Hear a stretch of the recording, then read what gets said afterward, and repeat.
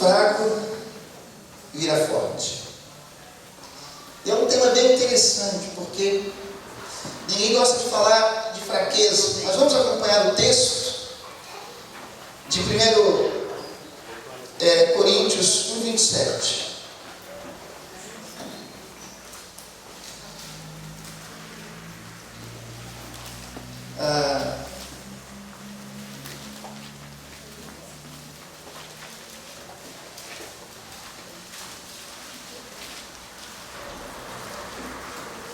Mas Deus escolheu o que para o mundo é loucura para envergonhar os sábios, escolheu o que para o mundo é fraqueza para envergonhar o que é forte.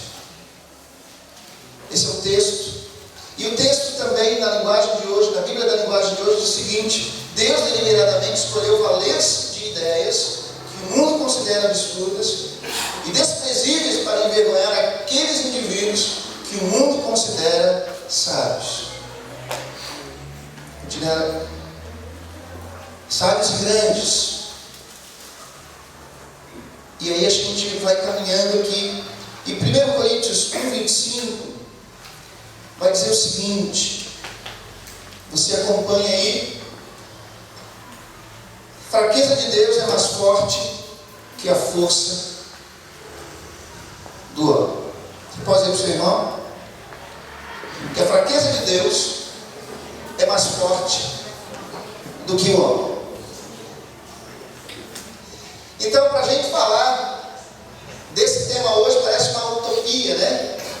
Você não acha? Porque parece um paradoxo. Parece um paradoxo. Trazendo para a maneira como o homem pensa, do jeito que o homem natural pensa, falar de fraqueza é uma coisa ruim, não é uma coisa boa. É impossível isso acontecer dentro da perspectiva do homem, de que o fraco pode se fortalecer, pode ir mais além. Então, é bom que a gente comece a pensar nas leis de Deus. Então, a gente vai ver que nesse mundo que nós estamos vivendo, as pessoas dizem assim, diz assim para o seu irmão, o mundo é dos espertos. Não, o mundo é dos monstruosos. Não é isso que nós ouvimos o tempo todo e com regularidade, mas isso diante de Deus não acontece assim. Acontece de uma maneira diferente. Então o homem mais fraco, andando com Deus, vence qualquer coisa nesta terra. E olha, e é só uma questão de tempo. O homem mais fraco, andando com Deus, vence os poderosos dessa terra, e isso é uma questão de pouco tempo. E é verdade. Nem sempre, né? Vamos dizer assim, do ponto de vista humano, vai ser igual a Deus. Então, do ponto de vista humano, vai ser sempre da maneira em que o forte é que ganha. Vamos pensar, irmãos, por que Deus mandou que, através da pregação da palavra, todas as coisas viessem a acontecer? Por que é que a salvação? Porque Deus escolheu o meio da pregação para resgatar, restaurar e fazer a diferença na vida das pessoas. Eu não podia fazer uma coisa mais direta? Eu não pergunto. Às vezes nós dizemos, por que não fizemos assim? É mais fácil, o caminho é desse jeito. O caminho, para que usar esse caminho tão difícil? Por que não usar esse caminho mais fácil? Mas a Bíblia diz o seguinte: visto que na sabedoria de Deus o mundo não conheceu por meio da sabedoria humana, agradou a Deus salvar aqueles que creem por meio da loucura da pregação.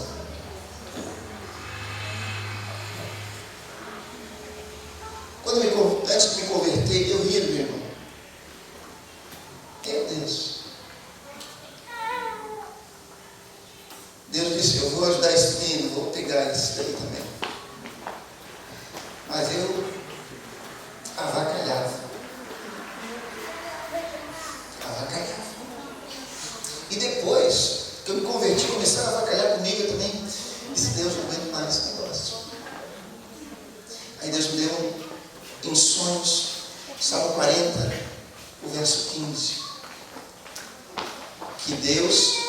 diálogo iria lidar com aqueles que estavam zombando de Davi, aqueles que fazem a arma. Coisa tremenda isso. Eu nunca tinha lido era bem o começo da minha conversão, nunca havia lido esse salmo. Deus me deu a palavra, o livro, o endereço e confortou meu coração. Porque é loucura ver desta maneira Deus fazer grandes obras através da sua palavra, usando o meio da pregação.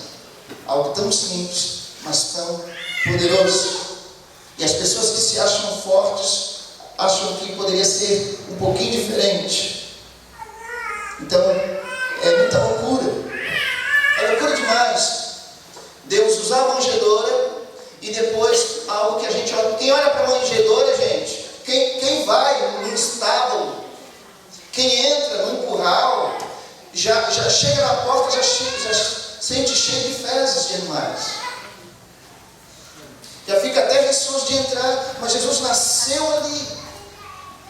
Parece um ambiente que não tinha nada a ver, um ambiente de fraqueza. Mas a gente, quando chega no poder da ressurreição, quando ele vai para a cruz, está carregando aquela cruz, está ali humilhado, mas quando ele levanta, quando o poder de Deus faz com que ele ressuscite e aparece entre os seus discípulos, o que está mostrando? A grande força de Deus. Diga assim para o seu irmão: Deus usa a fraqueza para te fortalecer. Deus usa a fraqueza para te fortalecer. A mensagem. Então, pois a mensagem da cruz é loucura para os que estão perecendo, mas para nós que estamos salvos é o poder de Deus. E não existe algo maior nessa terra do que o poder de Deus. Aleluia. Uma coisa bem interessante. Uma coisa bem interessante que aconteceu ontem. Entrou um homem aqui. Ele entrou e disse: eu posso ficar aqui no cantinho porque eu não consigo andar. Ele tinha tomado todos os copos, acho que ele tinha. Ontem. E aí ele disse: olha, eu moro na rua tal. E sabe quem era esse homem? Ele foi assessor do Décio Lima, lá de Blumenau. E o que ele falava, também formado em Direito, ele trabalhou também no presídio, teve uma carreira militar, e depois ele começou a contar toda a vida dele, e tinha coerência para o que ele falava. Ninguém doido, bêbado, cachaceiro, vou dizer assim, ia falar com coerência questões que dava para entender. E depois o Marcelo veio junto ali e tinha a ver a passagem que ele teve lá, né, Marcelo? Aí a gente deu uma carona até a rua ali, Maurício da Silva. E aí ele foi, e no meio do caminho ele começou a contar a vida dele. E o interessante é que esse homem teve tudo, mas tudo que ele achava que era forte e poderoso na vida dele não estava dando condições para ele largar o vício. Agora, quando Deus entra, Deus faz a diferença. Então não existe mais poderoso do que o Evangelho, gente. Sabe por quê? Porque o Evangelho, ele tira a roupa da mentira. Diz assim para o seu irmão: o Evangelho desnuda a mentira. Aliás, o Evangelho de Deus, quando vem na nossa vida, ele tira a nossa roupa. Ele trabalha profundamente, ministra profundamente em nós e diz o que nós somos, tira a nossa roupa. Outra coisa que o Evangelho da graça de Deus faz, o poder de Deus faz, aquilo que muita gente acha que é fraco e que é fraqueza, ele confronta o pecado. Porque quando nós lemos a palavra, ele diz: tu és esse homem. A palavra de Deus, o Evangelho de Deus, confronta o nosso pecado. Ele desmascara as religiões desse mundo, o esoterismo, coisas que estão acontecendo e que muitas vezes nós achamos que é de Deus. Quando a palavra vem, ela discerne os espíritos e a gente vê: isso é mentira.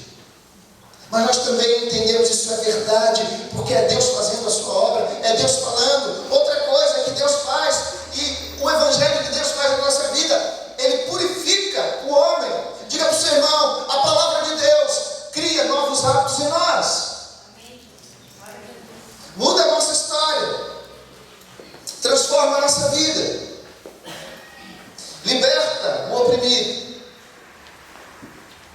Liberta o oprimido. Eu nunca me esqueço, fui num encontro de psiquiatras e psicólogos cristãos e o palestrante contou que uma mulher estava numa clínica psiquiátrica, ela disse: eu quero sair, ela saiu e foi para a igreja. Deus renovou a mente dela e libertou a mente dela.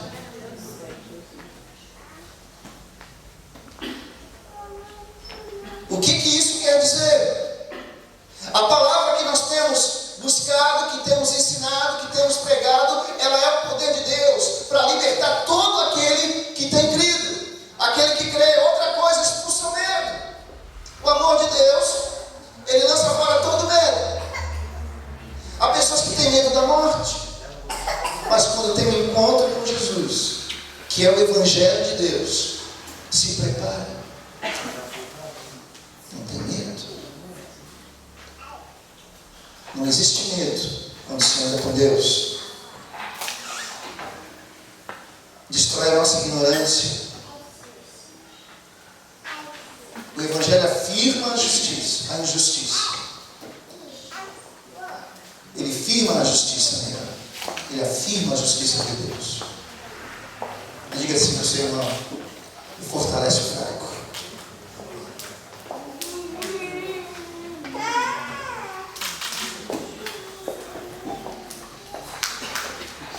Sabe por quê? Não gostamos de tê-la no nosso vocabulário? Porque quando se trata de nós, é difícil falar de fraqueza. Quando se trata da gente, é difícil falar que estamos fracos. Aleluia. Paulo falou o seguinte: pois quando sou fraco, é que sou forte. E foi pelos fracos que Jesus morreu. Por isso que ele disse: eu não vim para os sãos, eu vim para os doentes. Porque quem está são não precisa de mim.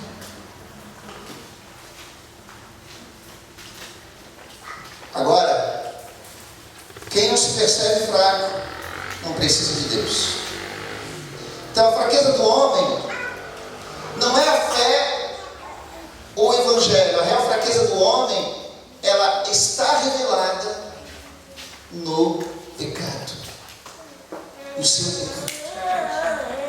E aí interessante é o seguinte: o fraco não é o que ora, o fraco não é o que lê a palavra, o fraco não é o que jejua, o fraco não é aquele que dizima, o fraco não é aquele que vai à igreja, o fraco não é aquele que ama e perdoa.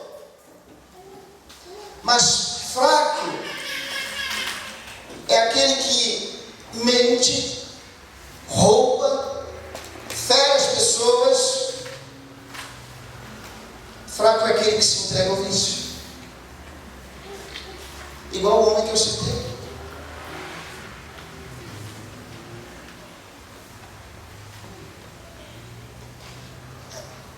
Eu devo minha mãe, Jesus Cristo. É porque fraco não é o que diz assim, ó, eu errei, eu falhei. Fraco não é o que diz, eu pensei isso mesmo. Fraco não é o que diz, eu preciso aprender porque isso eu não sei. Agora, fraco é aquele que mente para si mesmo e sustenta a sua posição e continua dizendo: eu sou o cara. Eu sou bom, eu sou bom. Fraco.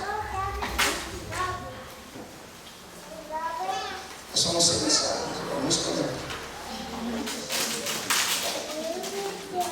Então, queridos, fraco é esse perfil aí. Agora olha só, quem é mais fraco? Uma pessoa que não consegue largar o copo, ou a pornografia, ou aquele que não consegue dormir sem meditar na palavra de Deus? Quem é mais fraco? Quem é mais fraco?